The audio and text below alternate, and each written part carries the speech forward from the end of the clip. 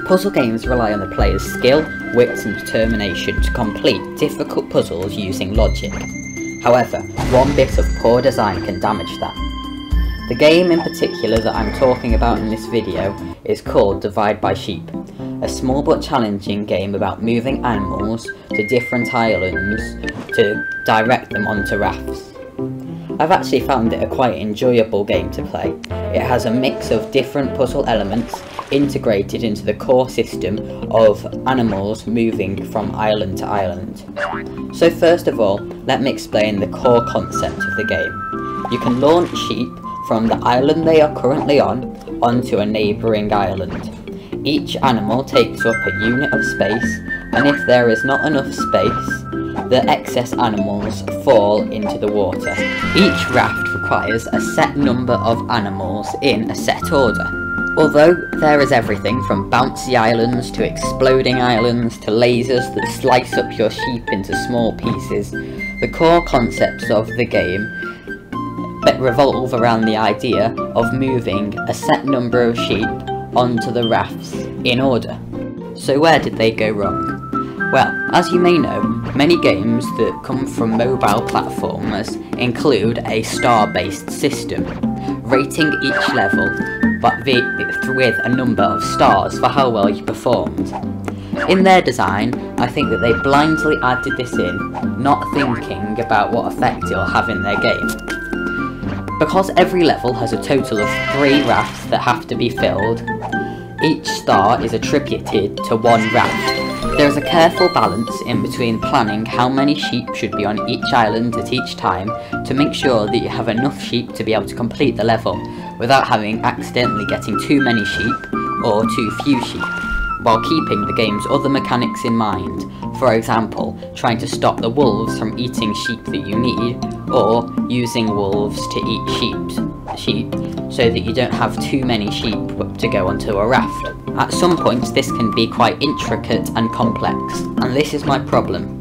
For those who have already played the game, you may have already realised what I'm talking about. You do not actually need to complete the levels to continue. You can just scrape by, filling only 1 or 2 of the 3 total rafts, and keep on marching through the levels. This means if there's one level that you find particularly difficult, then there's no need to worry, because instead of working it out using the different puzzle elements, you can do a bad job and still get 2 out of 3 stars. After I realised this, I found that completing difficult levels is a waste of time. Trying to work with the complex mechanics in an intricate way is useless when you can just go and get 2 stars without even thinking, and move on to easier levels. I found that not all of the levels were especially difficult, so if I did come to one where I was expected to think, I could have easily just got 2 stars and moved on.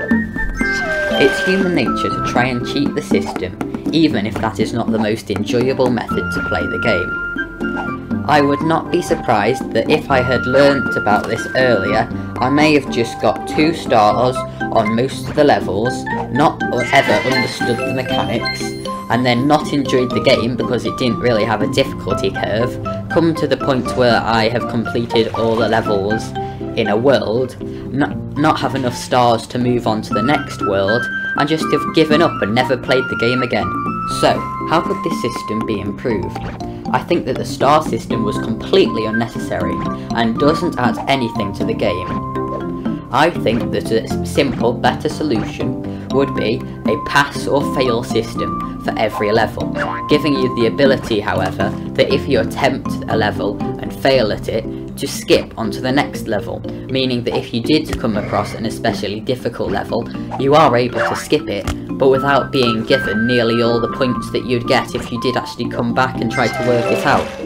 This would add an element of, if you did get stuck, to be able to move on and come back at a later date, however, not having to go and be able to go and get most of the stars that you need without even trying.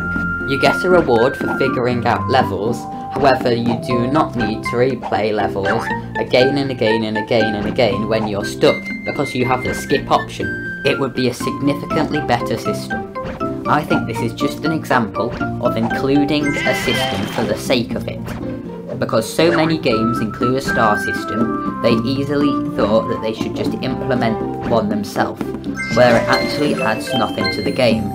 At least an important lesson has been learned, that you can't just stick any game element into a game and then pretend it suddenly become better because of it. Some things only work when used properly. I hope you enjoyed the episode. I thought that I would end by telling you that on a technicality, I could say that this is a sequel to the Cluster Truck episode, because I got that game in the same humble bundle as this game. It's a bit of a stretch, but okay. Thanks for watching. I will arbitrarily give you a score of 3 stars for watching this video, even though it doesn't really make sense.